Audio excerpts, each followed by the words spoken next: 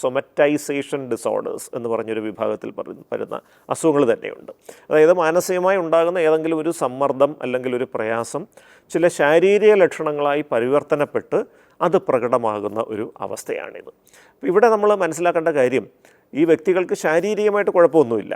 അവരുടെ കഴുത്തിനോ കാലിനോ തലയ്ക്കോ ഒന്നും യാതൊരു വിധത്തിലുള്ള പ്രശ്നവുമില്ല. പലപ്പോഴും ഇവർ ഡോക്ടർമാരെ പോയി കണ്ട് പരിശോധനകൾക്ക് വിധേയരാകുകയും ചെയ്യും. നട്ടലിൻ്റെ MRI സ്കാനും ഒക്കെ എടുത്തു നോക്കും. പക്ഷേ ഒരു തരത്തിലുള്ള തകരാറുമില്ല, ഒരു ഡിസ്കിൻ്റെ ബൾജ് പോലുമില്ല. എന്നിട്ടും ഈ ബുദ്ധിമുട്ട് അവർക്ക് ആവർത്തിച്ചു വരികയാണ്.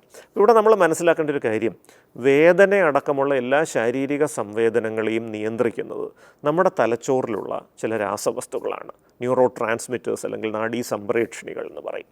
ഇപ്പോൾ വേദനയുടെ കാര്യം എടുത്തു കഴിഞ്ഞാൽ തന്നെ ഈ തലച്ചോറിലെ ചില രാസവസ്തുക്കൾ, നോറെപ്പിനെഫ്രിൻ എന്നൊക്കെ പറഞ്ഞ രാസവസ്തുക്കളുടെ അളവ് കുറഞ്ഞാൽ നമുക്ക് ചെറിയ വേദന പോലും വളരെ തീവ്രമായി അനുഭവപ്പെട്ടെന്നിരിക്കും. എന്നാൽ നോറെപ്പിനെഫ്രിൻ്റെ അളവ് നല്ല രീതിയിൽ കൂടി നിൽക്കുകയാണെങ്കിൽ വലിയ വേദന വന്നാൽ പോലും അത് വലുതായിട്ട് നമ്മളെ സ്പർശിക്കണമെന്നുമില്ല. ഇതാണ് അതിൻ്റെ ഒരു അവസ്ഥ. അപ്പോൾ ഇവിടെ നമ്മൾ മനസ്സിലാക്കേണ്ട ഒരു പ്രധാനപ്പെട്ട ഒരു കാര്യം, ഈ തലച്ചോറിലെ നോറെപ്പിനെഫ്രിൻ കുറഞ്ഞു നിൽക്കുന്ന വ്യക്തികൾക്ക് ഈ പറഞ്ഞ ശാരീരിക സംവേദനങ്ങളൊക്കെ പർവ്വതീകരിക്കപ്പെട്ട രീതിയിൽ അനുഭവപ്പെടുകയും അത് വലിയ പ്രയാസമായിട്ട് വരികയും ചെയ്യാം. അപ്പോൾ ഇത് ചികിത്സിച്ച് മാറ്റാനായിട്ട് സാധിക്കും. ചില റിലാക്സേഷൻ വ്യായാമങ്ങൾ നിരന്തരം പ്രാക്ടീസ് ചെയ്ത് കഴിഞ്ഞാൽ തന്നെ മിക്കവാറും ആളുകളിൽ ഇത് പതിയെ കുറഞ്ഞു വരും, മാറിപ്പോവുകയും ചെയ്യും.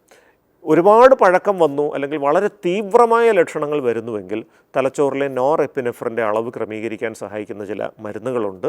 ആ മരുന്നുകൾ ഉപയോഗിച്ച് കഴിഞ്ഞാൽ ഇത് പൂർണ്ണമായിട്ടും മാറ്റിയെടുക്കാം.